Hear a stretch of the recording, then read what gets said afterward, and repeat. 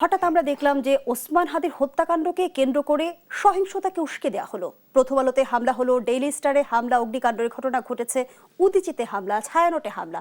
কারা সহিংসতাকে উস্কে দিল? কারা করলো এটা এখন অনেকটা স্পষ্ট এই জন্য যে ঘর পোড়ার মধ্যে কারা আলু পোড়া দেয় তাদের চরিত্র তো সবসময় একই রকম থাকলে দেখলেই বোঝা যায়।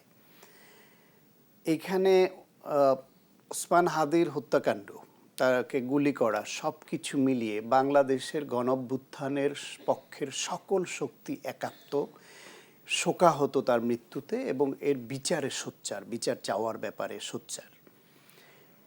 এটাই তো একাত্ম হওয়ার একটা উপলক্ষ ছিল। সেখানে সংবাদ মাধ্যমগুলোকেও কিন্তু হাদির তাকে গুলি করা এবং পরে তার মৃত্যু নিয়ে, মানে হাদি হত্যাকাণ্ড নিয়ে সোচ্চার ছিল। কেউ এখানে হাদির হত্যাকাণ্ডের বিচারকে অন্য পথে নেওয়ার চেষ্টা করেছে এমন নজিরও নেই।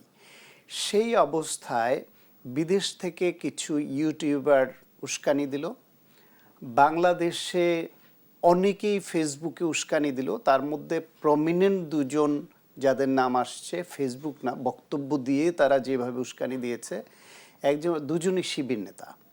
একজন রাকসুর ভিপি শিবির নেতা, আরেকজন হচ্ছে জাহাঙ্গীরনগর বিশ্ববিদ্যালয়ের শিবিরের সেক্রেটারি। এরা দুজনেই কিন্তু, একজন বলছে প্রথম আলো, ডেইলি স্টার, ছায়ানট, উদীচী তছনছ করে দিতে হবে। আরেকজনে বলছে বক্তৃতার মাধ্যমে যে প্রথম আলো, ডেইলি স্টার অবশ্যই বন্ধ করতে হবে। এখন একদিকে হচ্ছে গিয়ে বাইরে থেকে ইনফ্লুয়েন্সিয়াল ইউটিউবাররা তাদের ফলোয়ারদের প্রতি আহ্বান জানায়, ওই জায়গায় যাও, সেখানে যাও, এটা আগুন লাগাও, এটা ধ্বংস করো।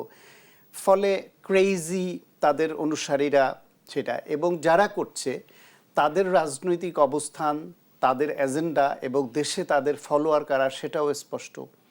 শিবিরের নেতারা আহ্বান জানালেন, সেটাও স্পষ্ট তাদের আহ্বানে কারা সাড়া দেয়। শিবিরের নেতার আহ্বানে নিশ্চয়ই ছাত্র ইউনিয়ন, ছাত্রমৈত্রী, ছাত্রদল সাড়া দেয়নি, বা নির্দলীয় সাধারণ যারা, তারাও সাড়া দেওয়ার কথা না, দিবে না।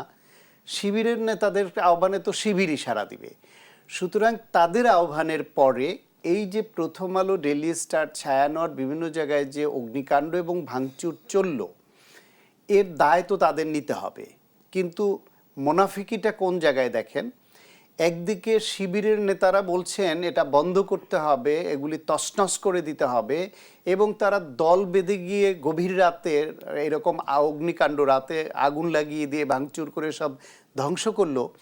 আবার জামায়াত এসে সেটার নিন্দা জানাচ্ছে, এই অগ্নিকাণ্ড ভাঙচুরের নিন্দা জানাচ্ছে। এটা হচ্ছে মুনাফিকি, যে করছে একটা কিন্তু বলছে আর একটা।